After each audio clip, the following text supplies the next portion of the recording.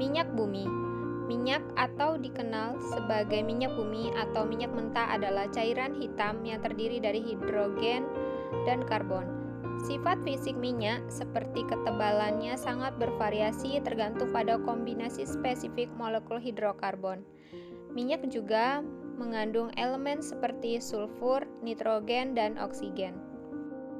Pembentukan minyak bumi bermula dari 250 juta tahun yang lalu. Fosil organik dari hewan dan tumbuhan tertimbun berlapis-lapis pasir dan lumpur yang mengeras. Suhu dan tekanan di bawah tanah membuat zat tersebut berubah menjadi senyawa hidrokarbon dalam bentuk minyak. Lapisan yang mengandung minyak atau reservoir akan terkubur ribuan meter di bawah permukaan tanah. Bagaimana perusahaan minyak mengangkat minyak tersebut? Pertama-tama, setelah perusahaan minyak diberikan izin untuk mengeksplorasi sebuah blok minyak, mereka harus melakukan survei yang disebut dengan seismic survey. Prinsipnya begini, mereka memasang alat pembangkit gelombang suara dan ditembakkan ke bawah tanah. Gelombang-gelombang tersebut akan dipantulkan kembali sesuai dengan jenis lapisan yang dilaluinya. Lalu, di atas permukaan, dipasang juga antena yang menangkap kembali gelombang suara tersebut. Bila survei dilakukan di darat, antena ini bisa disebut geopon. Bila dilakukan di laut, namanya hydropon. Dari lamanya waktu yang ditempuh dan juga gelombang yang diterima kembali di permukaan, perusahaan minyak bisa memodelkan struktur lapisan bawah tanah dan bisa memprediksi dan kedalaman berapa minyak tersebut berada.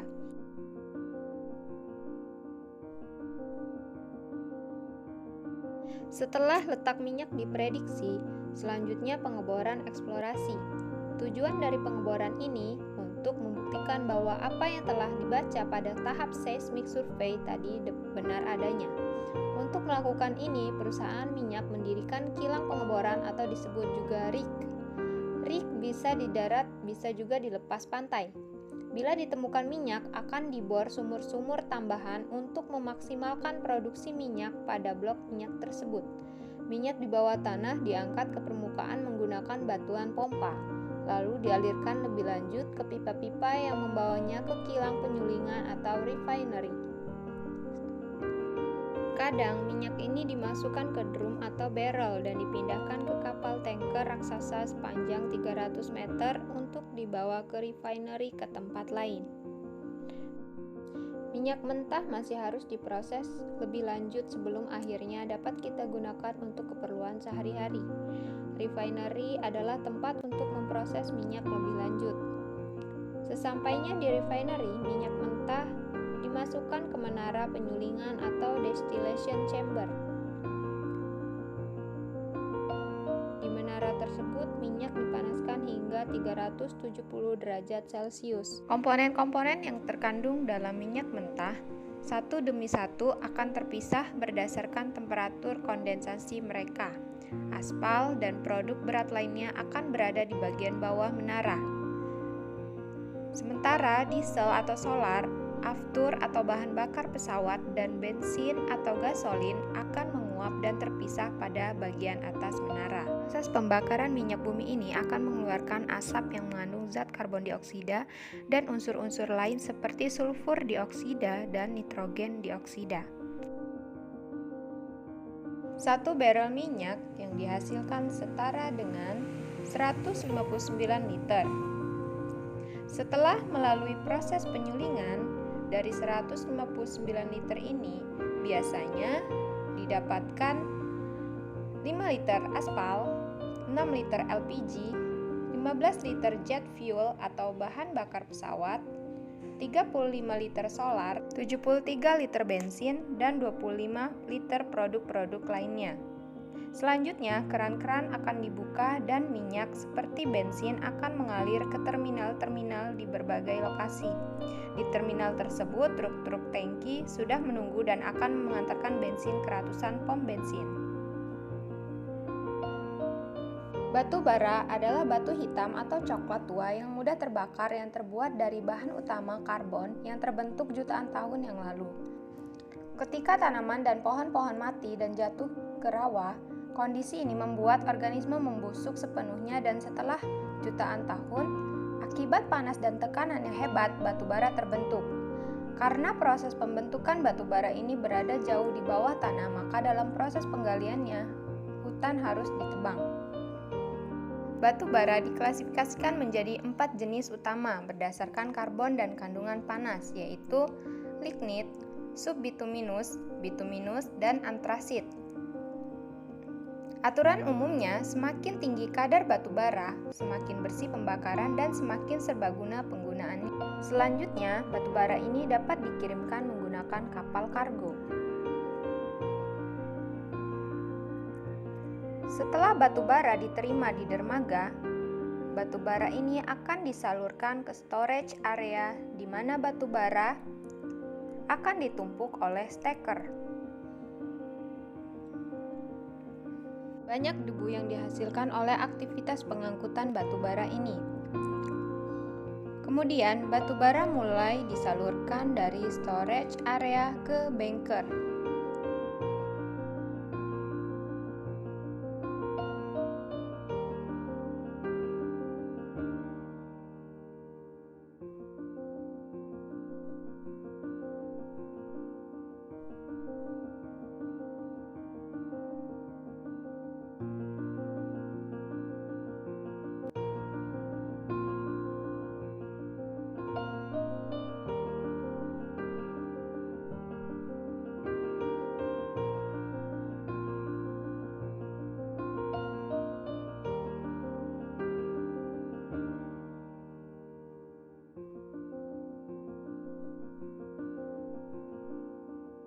Selanjutnya, mari kita lihat proses yang terjadi di dalam.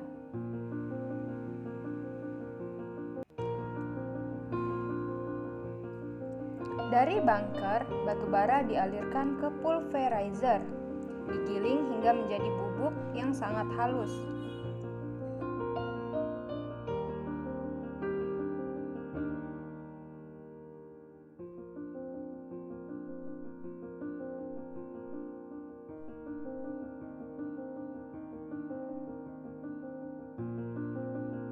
Bubuk batu bara dicampur dengan udara panas, kemudian disemprotkan ke boiler untuk menghasilkan api.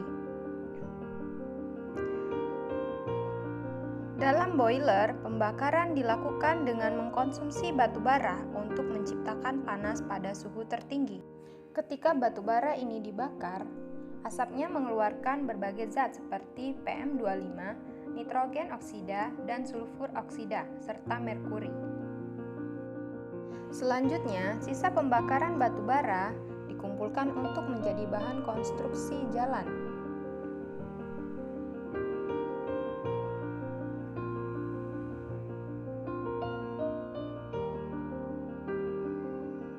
Pembakaran ini ditujukan untuk memanaskan api pada pipa untuk menghasilkan uap.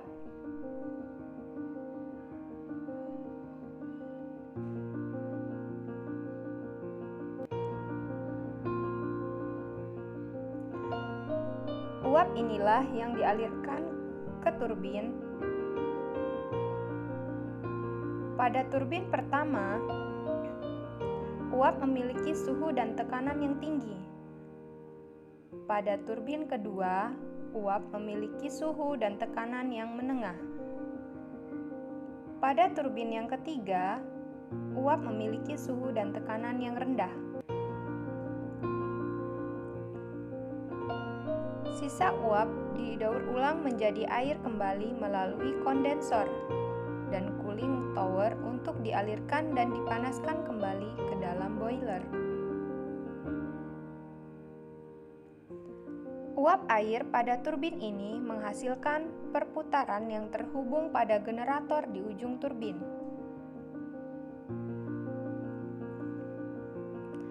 Putaran pada kumparan elektromagnetik dalam generator ini menghasilkan listrik.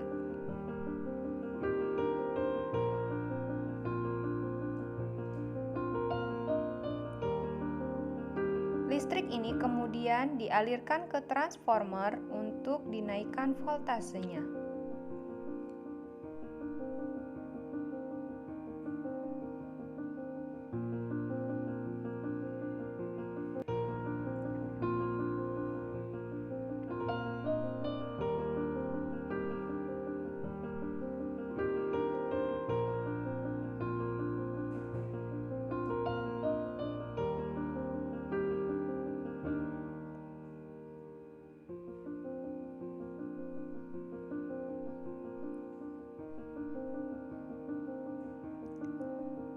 Listrik inilah yang akan didistribusikan ke masyarakat melalui tiang-tiang listrik.